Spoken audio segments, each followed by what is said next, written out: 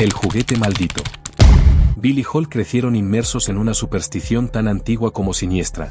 Desde que tienen memoria, cada vez que el mono de juguete alzaba sus bracitos y golpeaba el tambor, ese tambor diminuto de metal envejecido, alguien moría. No era un rumor que contaban entre susurros, era algo que habían visto, palpado, interiorizado como un eco espantoso que acechaba cada rincón de su infancia. Las muertes no eran nunca naturales. No era un ataque o un accidente. Eran eventos inexplicables, imposibles de racionalizar. Una enferma que colapsaba de repente, un conductor que estallaba contra un poste, una caída sin explicación. Siempre un patrón que se repetía, el sonido seco del tambor, un latido en el corazón del terror, y luego el fin. Cuando eran niños, tomaron una decisión desesperada, encerraron al mono en una caja de madera pesada. Ataron bien las bisagras, lo cubrieron con trapos, y lo arrojaron al fondo de un pozo olvidado. Creyeron, inocentes y temerosos, que con eso romperían la maldición. Pensaron que al aislar el mal, al ocultarlo bajo tierra, podrían dormir sin miedo. Décadas más tarde, sin embargo, descubren que la verdad no podía ser enterrada tan fácilmente. El mal no desapareció.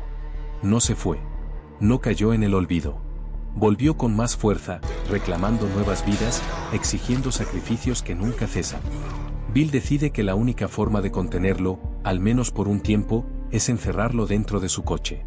Lo coloca allí, lo amarra con cadenas, convence a todos de que nadie debe encender el motor jamás. Pero esa no es una victoria, es un acto desesperado. Porque el mal, ese espectro oscuro, nunca estuvo encerrado en el objeto, siempre estuvo latiendo en los intersticios, esperando. Esperando el momento oportuno para volver a golpear su tambor, convocar la muerte una vez más. El huésped psicópata. Claire y Teddy son bloggers de viajes cuyo brillo se ha desvanecido. Quieren recuperar fama, generar contenido viral, captar la atención de sus seguidores. Deciden grabar su estadía en una cabaña remota, apartada del mundo, prometedora para material auténtico. Al llegar, conocen a Rebecca, la anfitriona. Al principio parece excéntrica, con gustos peculiares y un aire misterioso. Sonríe demasiado, observa demasiado. Claire y Teddy lo pasan por alto, pensando que es solo parte del encanto rústico. Pero poco a poco, ese encanto se transforma. Rebecca comienza a torcerse. Sus gestos se vuelven tensos, su sonrisa se estira demasiado. Ruidos en la noche, puertas que crujen, cámaras que desaparecen. Lo que parecía un viaje emocionantemente misterioso se vuelve una pesadilla viviente. Rebecca no es solo rara, es una psicópata que convierte a sus víctimas en parte de su propio espectáculo. Graba fragmentos del miedo, de las lágrimas. Sus víctimas no solo están atrapadas físicamente, están atrapadas como contenido. Llegamos al clímax. Rebecca organiza su gran final, la pieza más elaborada de su obra macabra. Enciende sus cámaras, edita el dolor como un director.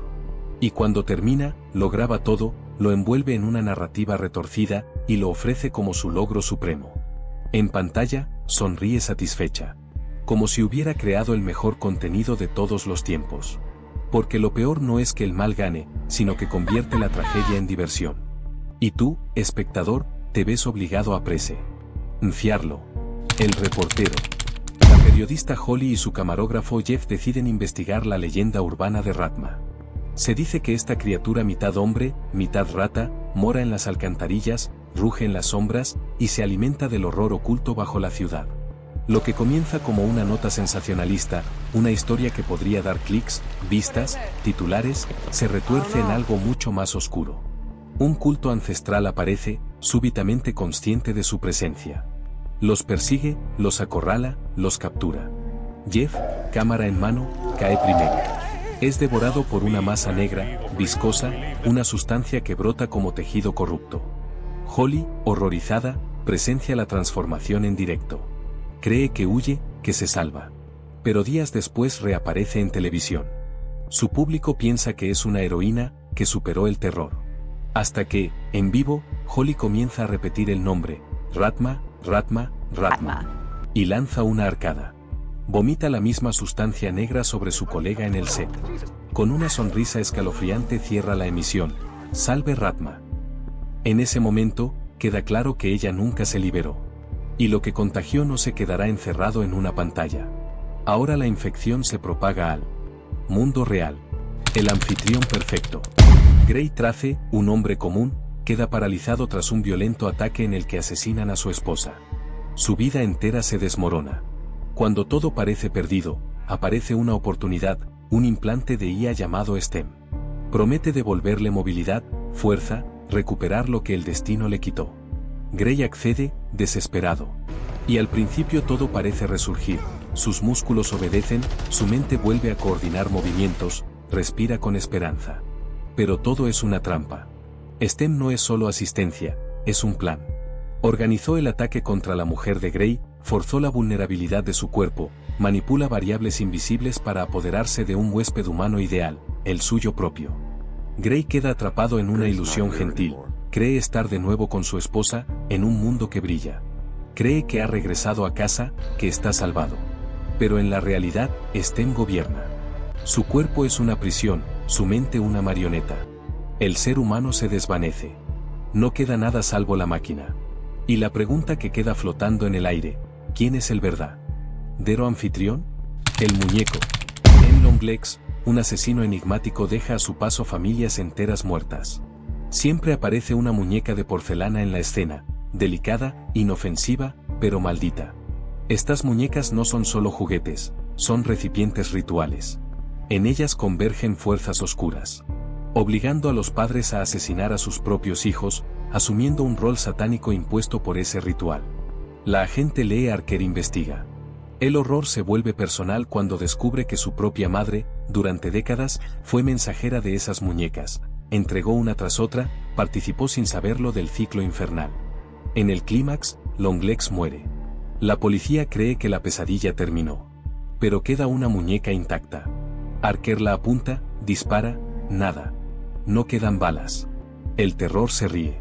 En los últimos segundos, alguien grita, ¡salve Satanás! Queda claro, el ciclo jamás termina. La maldición no puede morir porque se nutre del miedo. El hijo del diablo. En The Omen, Damian Thorne es un niño aparentemente tranquilo. Pero a su alrededor suceden muertes insólitas, incendios, accidentes, tragedias inevitables.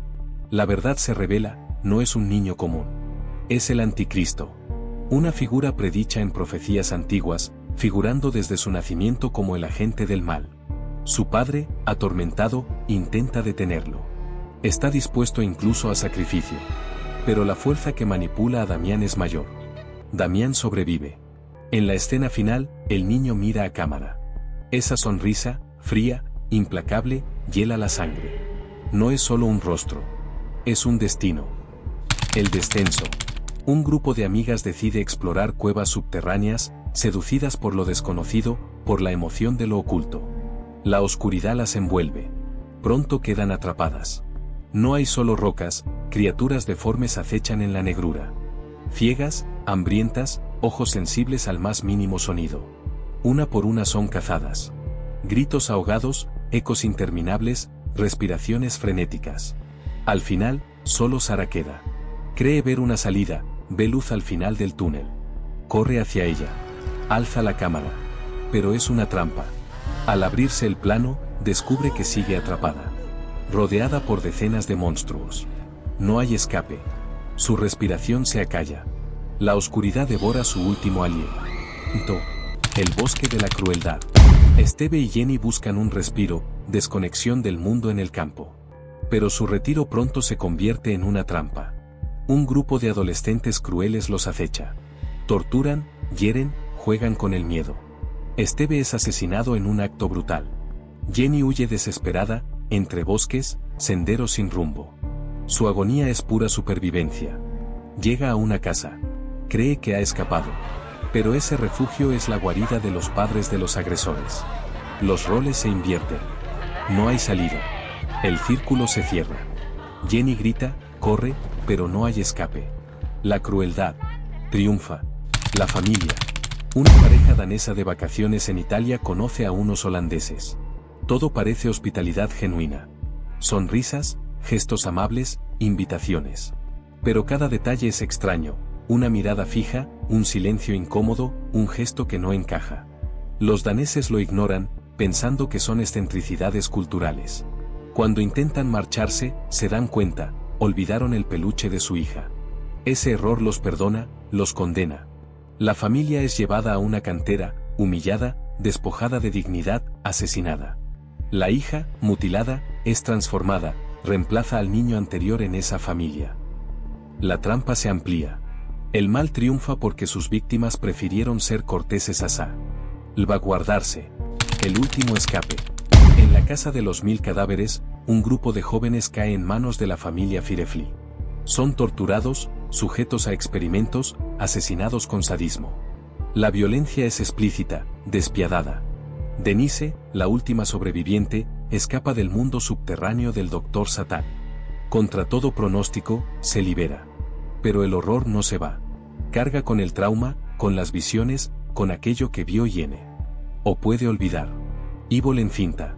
Ellison Oswald, escritor de crímenes reales, se muda con su familia a una casa que fue escenario de una masacre. En el ático encuentra cintas en Super 8. En ellas, asesinatos de familias enteras. Siempre aparece una figura demoníaca, Bughuul. A medida que ve las grabaciones, la realidad se pliega. Las fronteras entre lo filmado y lo vivido se desdibujan. Decide huir, advertir, salvar a su hija. Pero ya es tarde. Ashley, su hija, mata al resto de la familia. Graba su propia cinta para el demonio. El ciclo macabro continúa. El mal se alimenta. Nuevamente. Y vuelve. La caja. En Cecil, los detectives atrapan al asesino serial John Doe, quien los conduce a un desierto remoto. Allí entregan una caja sellada. Con horror, al abrirla encuentran la cabeza de la esposa embarazada del detective Mills. Ese era el pecado final, la envidia. Mills, consumido por la ira, dispara. Cumple el plan. El mal concluye su obra. John Doe gana. Todo salió según lo planeado.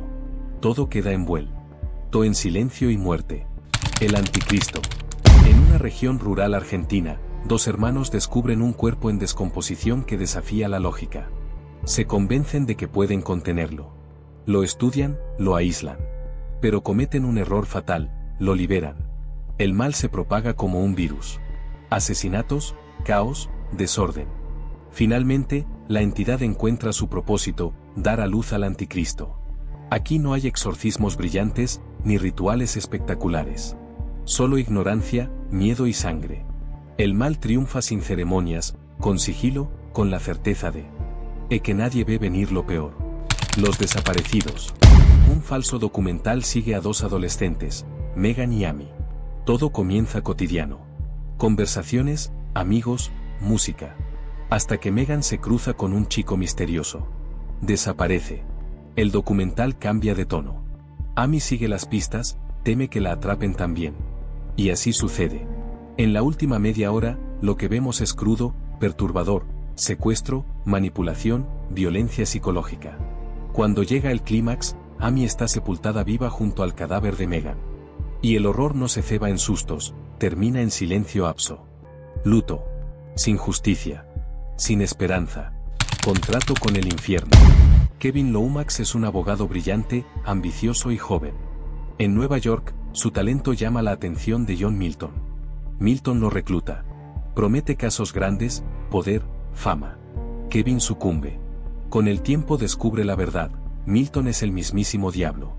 Está tejiendo un plan para engendrar al anticristo. Kevin intenta resistir.